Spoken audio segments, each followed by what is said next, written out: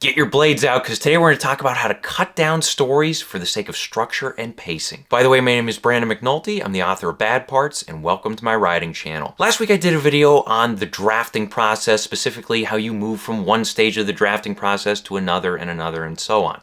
And one of my subscribers asked a follow-up question on how to cut down a story that is too long in terms of word count. So today I thought what we would take a look at 8 different tips that'll help you cut down your stories.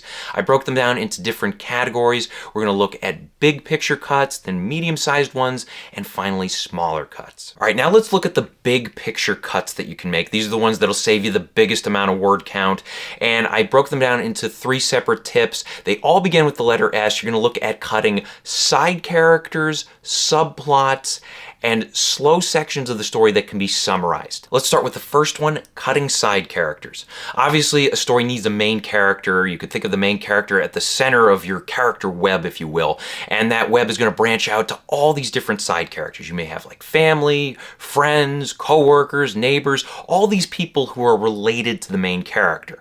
Now, the thing is, though, you may not need all these people in this particular story. You have to decide which characters are most relevant to the plot. So if you are going through your list of side characters, ask yourself, do I need all these people in the story? Do they contribute to the plot? If they don't, get rid of them. Another thing to keep in mind with side characters, sometimes you have 2 separate side characters who maybe they share the same personality or they share the same basic function in the story, and you can combine them into one character in order to save word count. Second big picture cut would be subplots. And these are secondary plots. They support the main plot and they also contribute to a character's arc. So subplots are important, especially when you're writing a novel, because if you just had the single main plot in a novel from start to finish and that was it, we would get burned out on that main plot after a while. So we need subplots to freshen things up and again contribute to the main plot and to your character arcs. Now, with that being said, some writers include way too many subplots in a story,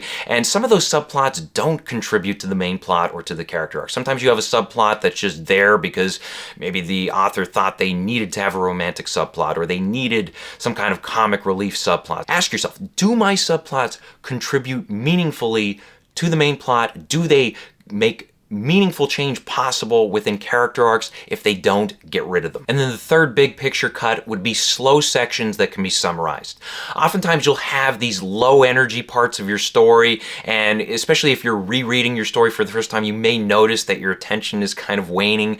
And if you do have these low energy sections, consider either cutting them or summarizing them. I think especially things you want to look for here are fruitless efforts to solve a problem. Like if a detective spends like 10 pages searching a house for evidence and he doesn't find anything, that's basically a waste of the reader's time because nothing has really changed within the story. Another thing you might summarize is repetitive events. If characters are solving the same problem again and again as they're trying to achieve a greater goal, you might want to just summarize something like that. Like if you had a situation where characters are fighting their way through a battlefield and it's just, killing a bunch of enemies, then killing another bunch of enemies, and so on and so on, you might want to summarize parts of that battle in order to save word count. Next up, let's look at some medium-sized cuts. And I have 2 for you here. The first one is you want to cut unnecessary scenes from your story. What I would recommend you do, draw up a list of all the scenes in your story. Just give a brief, 1-sentence synopsis of what happens in each scene and look at all these different scenes. Ask yourself, can your story work without any of these? Then ask yourself, does every scene in my story serve a purpose? Does it push the plot forward? Does it reveal character? Does it engage the audience emotionally and mentally? These are important things to keep in mind when you are looking at your scenes. If a scene is not pulling its weight, then get rid of it. Also, make sure your scenes contain conflict or dilemmas. There should be something at stake in every scene. If there's nothing there, if it's just a flat scene where nothing is happening, you're probably going to want to cut it. And then the second medium-sized cut, you want to cut unnecessary dialogue exchanges. Dialogue should have purpose. It should involve characters trying to gain information, protect information, influence each other, change each other's others' worldviews. These things, you need purpose when you have a conversation between characters. And if your conversations don't have purpose, you can easily cut them out, especially if you notice that your characters are just kind of, hanging out, talking about life, talking about random things.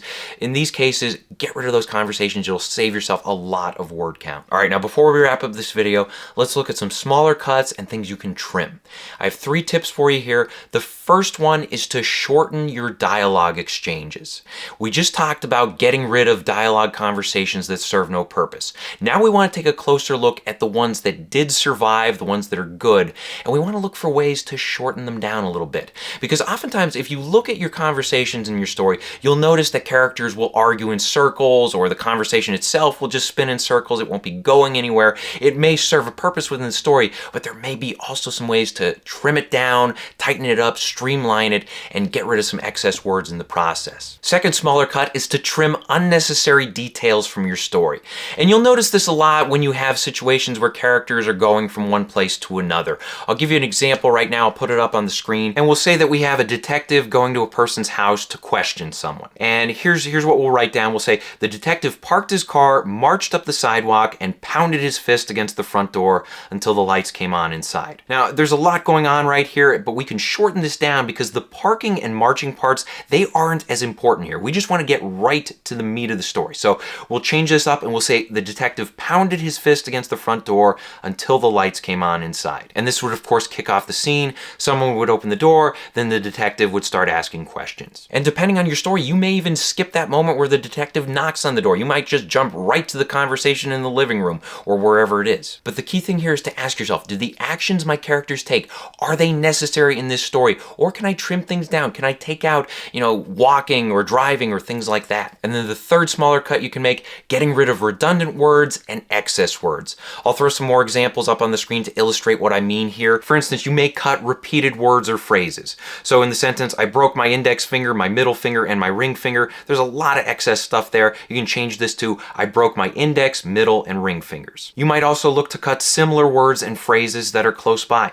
So instead of saying the mean and nasty dog, you could just say the nasty dog. Mean and nasty are essentially the same thing in this context, so save yourself 2 words and just say the nasty dog. Finally, you might look to cut down or condense your descriptive words or phrases. Instead of saying the 2nd floor of the house, you would say the house's 2nd floor. Instead of saying the jacket that belongs to Trevor, you would say Trevor's jacket. Instead of saying the bartender with blonde hair, you would say the blonde bartender, and so on and so on. The key here is you want to develop an eye for any unnecessary words and phrases in your story. If you do this when you're going through your final draft, look to cut those words and save yourself some word count. By the way, if you want the cheat sheet for today's video, I'll make it available to my Patreon supporters as well as my YouTube members. You can sign up for both in the description below. Question of the day, how many words do you hope to cut from your current work in progress?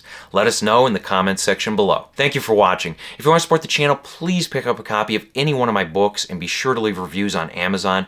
Bad Parts is great if you like small town horror. It's about people trading away their sick and injured body parts in order to get healthy again. Also, be sure to check out my other videos, like, share, and subscribe, maybe even support me on Patreon, and as always, remember to keep on writing.